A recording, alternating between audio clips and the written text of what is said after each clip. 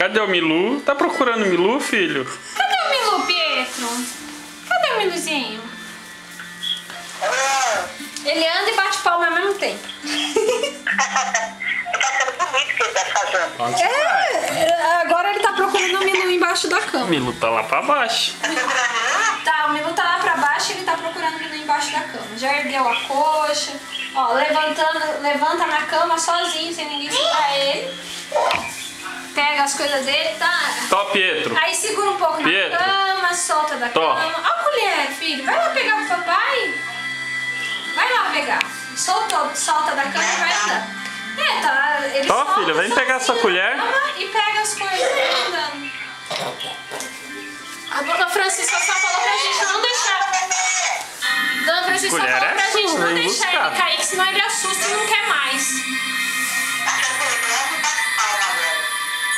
Tá buscando a colher dele. O Ronaldo pegou a colher dele e largou. Ei, que lindo! Isso, grita. Tá andando e gritando. Tira a mão. E com a colher na tira a mão. boca. Tira a mão daí, mano. Aprendi a andar, meu irmão. Ai, que gostoso.